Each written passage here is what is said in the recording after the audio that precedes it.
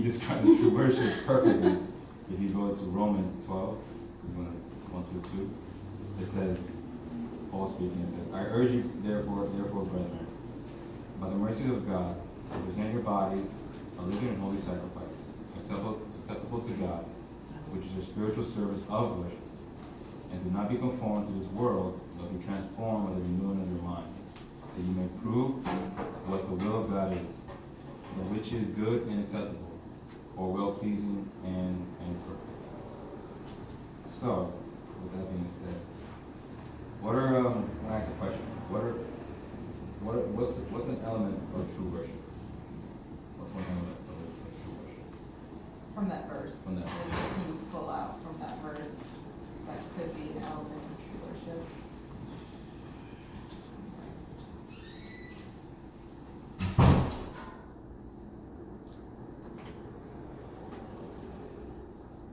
It's like school. I really am. Sorry, I still did it too.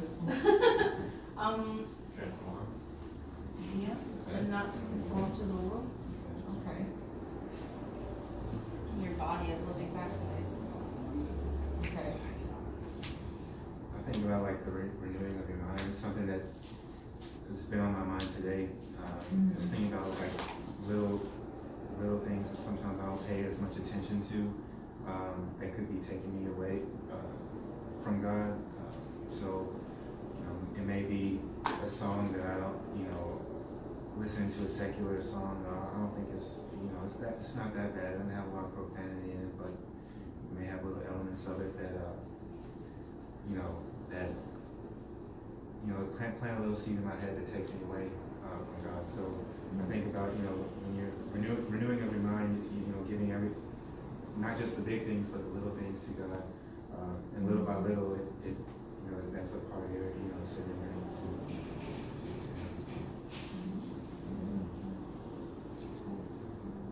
I actually had a really hard time giving up.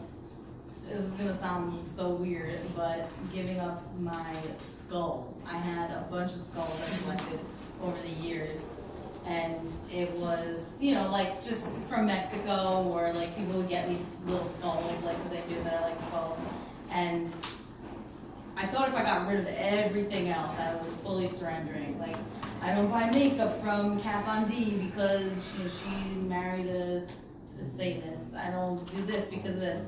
But I realize, like, it's the things that we are uncomfortable doing is going to get us closer, is going to focus back our minds to fully surrendering and being able to fully worship Him. And it was that moment where I was like, because I don't want to do this, I should do it. Like, I should give these away. So that's how I knew, like, He was transforming my mind and my heart more and more, because I felt uncomfortable. I felt uncomfortable, and it was sad that I had to do it. And that's so strange to say, but it was like, if we keep looking in the past, and if we keep doing all of those things, like those little secular, just one secular song here and there, it does lead us in the opposite direction, even though we don't think it is. Like, I thought keeping my skulls wouldn't be a big deal, but it actually was a big deal. So.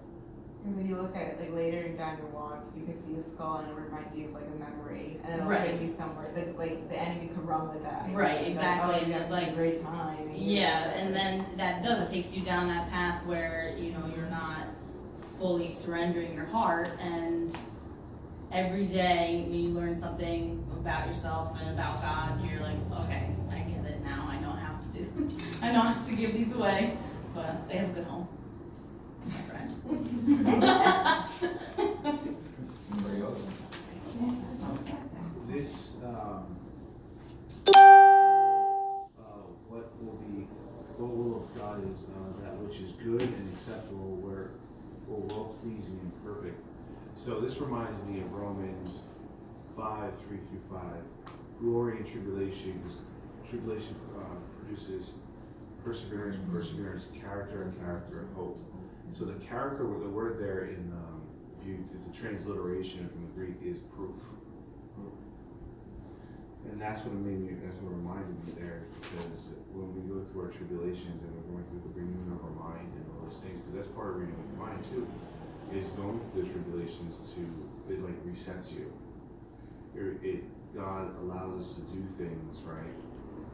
To go through certain challenges, and we're supposed to give glory to Him no matter what we're going through. And then that's the character, that proven character that are the image of God. In Philippians 1:21 it says, can't remember. I can't remember. Sorry. You remember every other one. I'm telling you, I've been reading all day. My mind's like mush. No, it's Alright, now we're on the Bible. That's why we bring a Bible, right? Exactly. I can't like read right You're bringing You're bringing. now. Not Alicia, she's like, stop talking. But it's Lewis Christ dies game. There you go. Wow. So we're supposed to live as Christ did, right? He suffered, he went through things, but when we suffer, we go through things, it renews our mind. And I think that's very important. What stands out in the verse, before we were talking about this, I was listening to something earlier a week ago, and it brought back, I was telling her about the mercies of God, that should be the motivation, that the mercies of God should motivate us to worship. Because, I'm reasoning the mercies of God. God's mercies are everything. He has given us that we don't deserve. Eternal love, eternal grace, the Holy Spirit, everlasting peace, eternal joy, saving faith, comfort, strength, wisdom, hope, patience, kindness, honor, glory, righteousness, security, forgiveness, reconciliation, justification, sanctification, freedom, intercession, and much more. The knowledge and understanding of these incredible gifts motivate us to pour forth praise and thanksgiving. In other words, worship. This is mercies. That's that song we sing here sometimes on Sundays. Let your mercies fall down from heaven. Remember? Yeah. It's just the words, the word mercy just says mercy. It's what motivates. And it brought me to a place too, because I remember, I don't want nothing else but to worship God, in a sense, and when I read in that season, He's poured out His mercy on me, it just reminds me that I don't deserve His love. But when I get like that, it's like He shows me more love, and it just drives me and motivates me to want to worship Him more. Exactly. You see what I'm saying? So yeah, let's see. What's another element? Anybody else? So A was motivation to worship. And then B, I would say present your bodies, who said present your bodies? That's a manner of worship.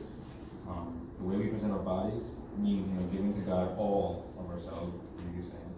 All of us, our hearts, our minds, our hands, our thoughts, our attitudes, to be present, to be presented to God. In other words, we're giving up, like you said earlier, we're giving up control of these things, and we turn them over to Him. Just a literal sacrifice was given totally to God on the altar. So it's basically He's giving Him control. God, my life is no longer my life. My life is Chris said, to live as Christ, to die as gain. To live as Christ. And my brother here,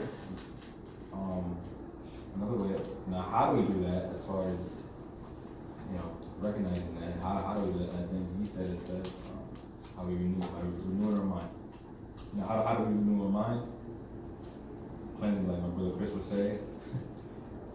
Cleansing them, we renew our minds daily by cleansing them of the world's wisdom and replacing it with true wisdom that comes from God and His Word. We worship Him, our renewed and cleansed minds, not with our emotions. Emotions are wonderful things, but unless they are shaped by a mind saturated in truth, they can be destructive, out of control forces. Yeah, that's important. It is the truth, the knowledge of the Word of God, which is to say, the knowledge of the mercy of God, and we're back where we began. To know the truth, to believe the truth, to hold convictions about the truth, and to love the truth will naturally result in true spiritual worship. I think that's true of most of us here. I mean, it's truth. I mean, I think when I try to worship outside of like my own version, or like I'm trying to get like fancy or want to, I don't know, put on something, you know, I'm playing church, you know, and I've been saying to myself, like, I don't want to be playing church. Like, I want to like really experience it. And this past Wednesday, my brother just was talking to me about how he's going through some things and fighting some demons, and then it hit me because, and then he's like, and we're in prayer, and he's like, he's praying to God, he's praying to God, and he's submitting, trying to submit to God, and he's saying like, God, take every control of me. I want to be like this. I want to be renewed. I want to, you know what I'm saying? And he's giving thanks, like, thank you, you know, for not giving up on me. Thank you for, you know, for having my brother here. Thank you for what you've done through him, and it's proof. He said it's proof that you walk when you say you are. Like, just bring me to a place, draw me close to you. Like, and he's saying all these words, and I'm like, that's worship. And I'm like, and in his brokenness, you know, tears and everything, and that's worship. And I'm like, that's it. That's exactly it. And it was like, and in there, God was right there, and God was in the midst, and I'm pretty sure we all can relate to that. It's just, it was just a wonderful experience. I felt to experience that. So basically, it is conviction followed by affection. Affection that is a response to truth, not to any external stimuli, including music, so forth. So conviction plus affection plus truth equals true worship. I like that. You're gonna start next week.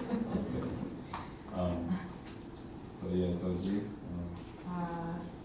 So when we were going to talk about worship, most of us, like the first verse that comes to our mind is when we think about when Jesus is speaking with the woman at this Samaritan woman at the well, and telling her about speaking in. It's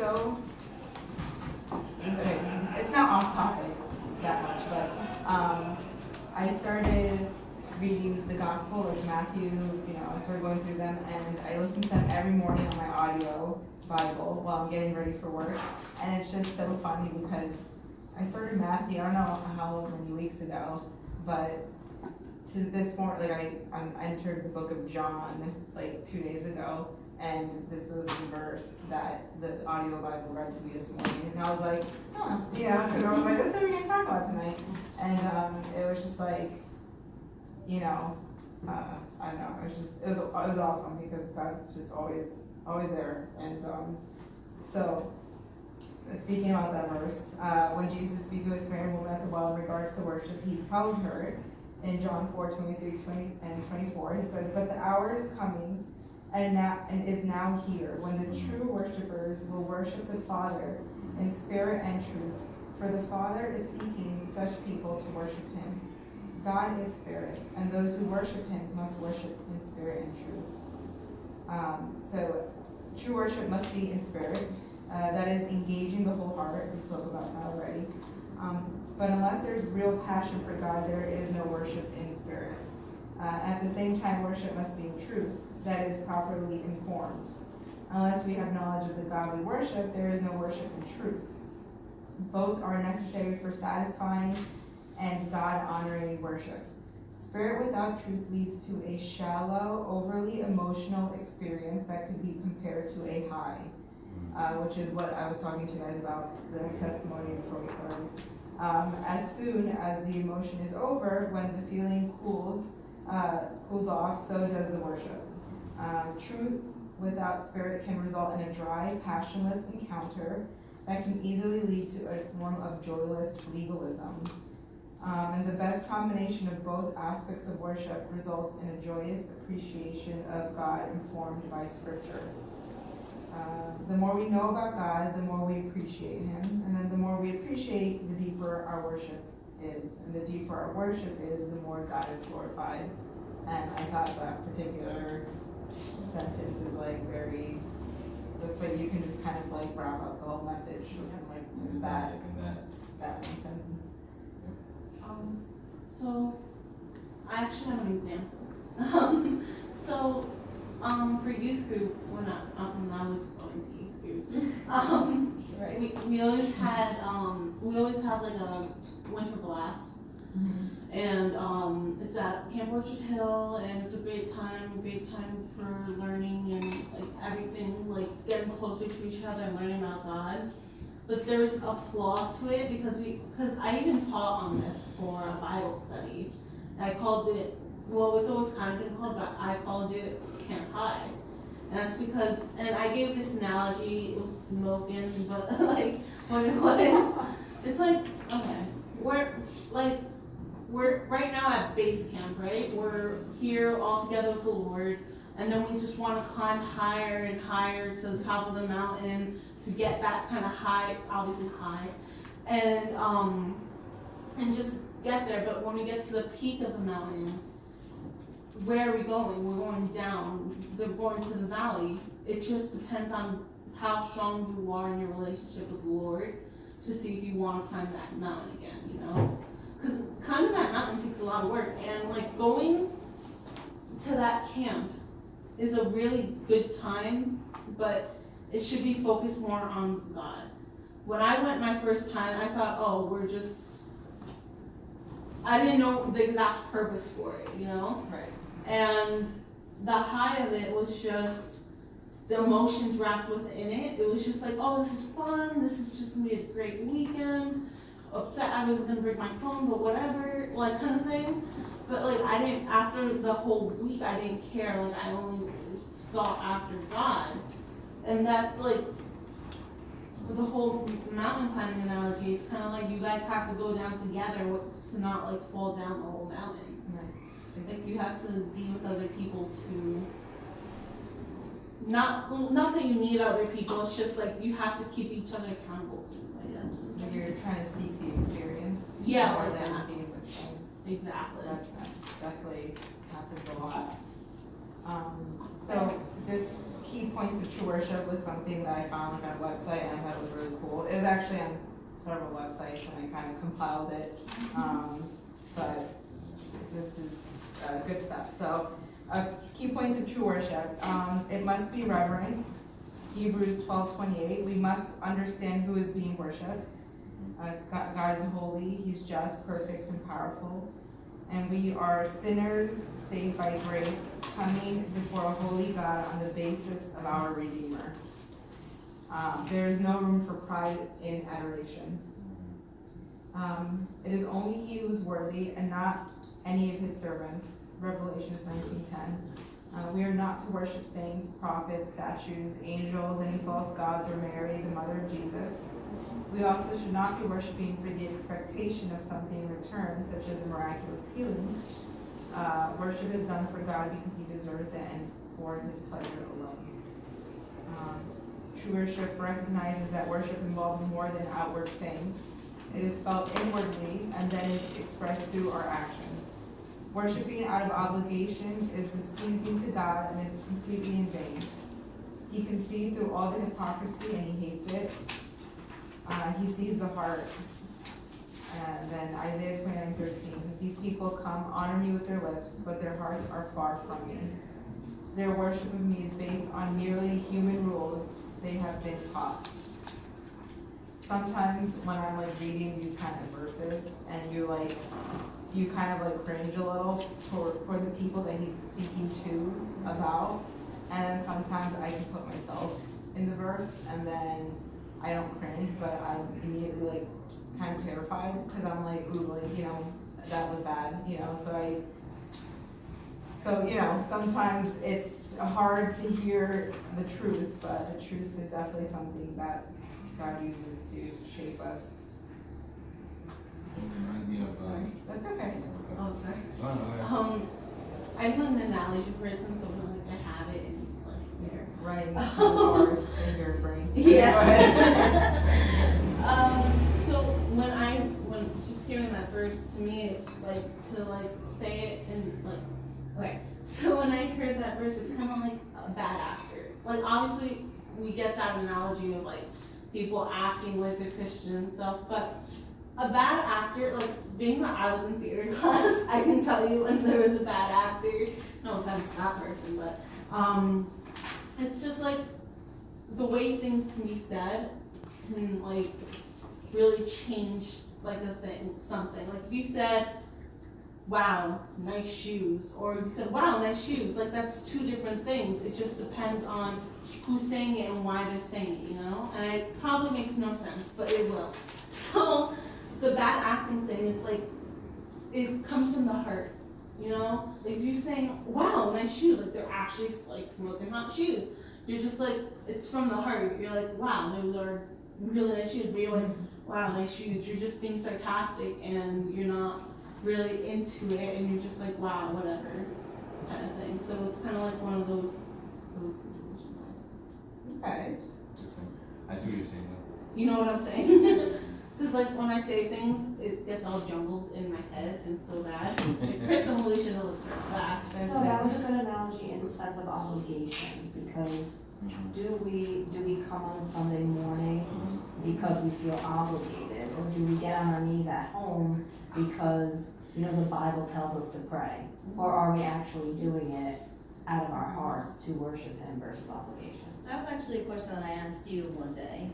It's like, how do I know if I'm being genuine in what I'm doing or saying or praying or writing and it's really hard to know if your heart is in the right place sometimes. But then you said to me, I forget what you said. You said if it's just coming out of you when you're doing it, then it turns into, like, you might not want to, you might be doing it first out of obligation, but then it turns into something that's genuine because, you know, sometimes you don't want to pray. Sometimes you don't want to, you know, do those things, but then it turns into it. And it's like, oh, okay, now I feel that. Well, because the Word of God never goes void. Right. So, you know, I tell both my sisters all the time, fine, you don't feel like reading the Bible, but start reading it. Right. Because He's going to speak to you, like it never comes back void, so you're going to get something from it. And it's not, maybe it feels like a force, but, Right. you know, at the Right. beginning In the of your beginning, walk, yeah.